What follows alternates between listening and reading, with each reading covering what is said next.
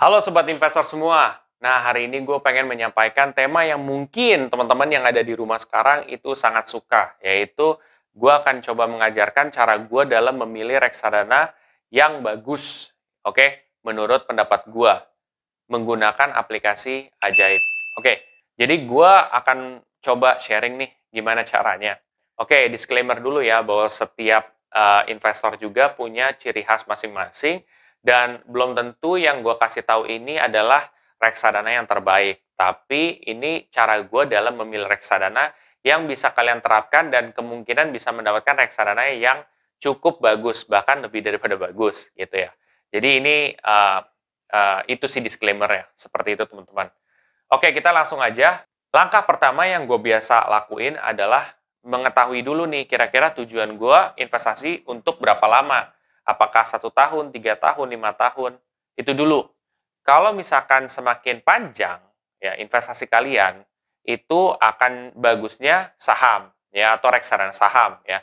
Reksadana saham itu kayak untuk 5 tahun ke atas lah. Untuk 3 tahun itu reksadana obligasi, untuk 1 tahun atau 2 tahun itu reksadana pasar uang. Sebenarnya kayak gitu, tetapi nggak segampang itu.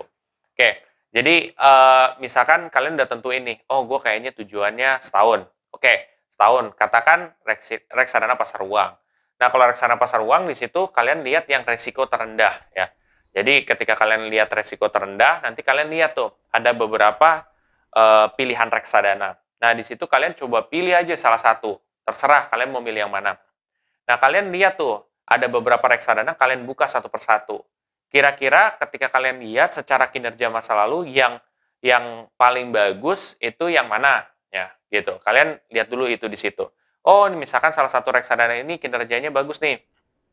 Itu bisa menjadi salah satu aspek. Bukan segalanya aspek ya. Itu baru salah satu. Oke, itu dari kinerja masa lalu. Lalu yang kedua, yang kalian bisa lakuin itu adalah dengan mengecek reputasinya.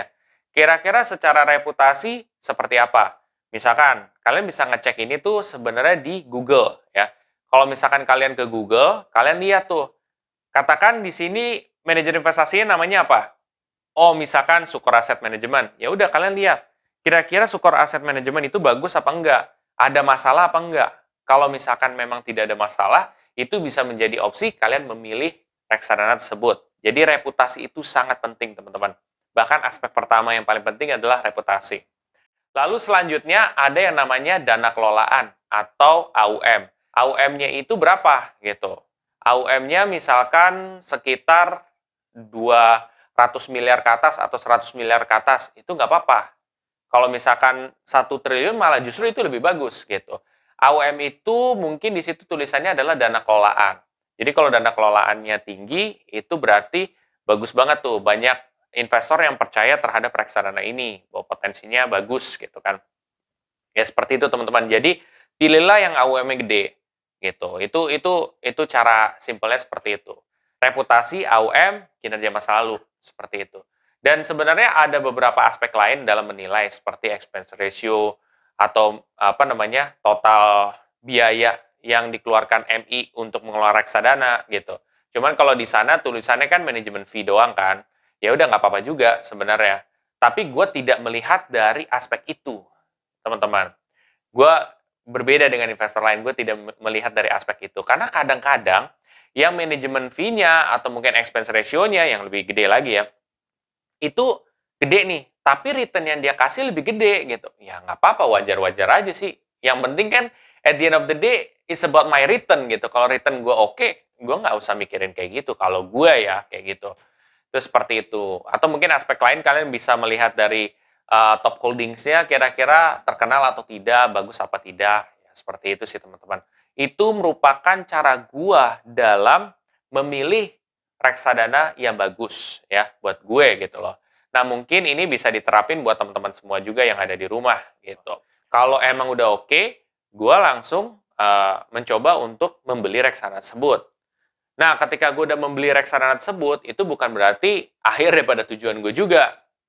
Yaitu gue setiap per kuartal gue harus ngecek kira-kira performance dari reksadana gue seperti apa.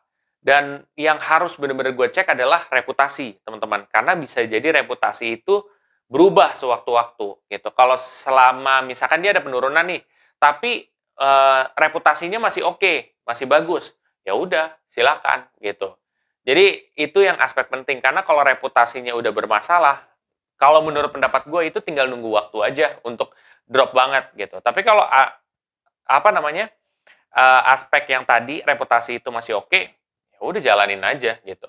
Itu masih oke-oke aja kayak gitu. Atau mungkin kedua kalian juga harus perhatiin AUM-nya. Kalau AUM-nya tiba-tiba udah di bawah 100 miliar, itu kalian harus hati-hati aja gitu. Mungkin yang gue bisa sampaikan gitu. Lebih baik kalian memilih yang di atas 100 miliar. Itu menurut pendapat gue, teman-teman. Jadi, apa yang gue sampaikan tadi adalah menurut pendapat gue, cara gue dalam memilih reksadana yang bagus. Ya, bukan yang terbaik loh ya, yang bagus gitu. Karena kita nggak tahu ke depan itu bakal seperti apa. Cuman terbaik buat gue kan juga belum tentu terbaik buat kalian. Cuman kan kalau bagus ya masih agak general lah ya gitu. Itu menurut pendapat gue sih cara memilih reksadana yang bagus. Kalau kalian rasa video gue ini sangat bermanfaat, kalian bisa share aja ke teman-teman kalian yang lain. Dan buat teman-teman yang ada di rumah sekarang yang masih baru, kalian bisa pakai kode referral gue yang ada di sini. Itu optional sih, tidak harus. Jadi kalau misalkan kalian awal daftar, kalian pakai kode referral, lumayan kan, kalian bisa dapat cashback reksadana at least 10.000. Oke semuanya, kalau kalian merasa bagus, kalian bisa subscribe aja di channel gue, dan sampai jumpa di video selanjutnya. Terima kasih.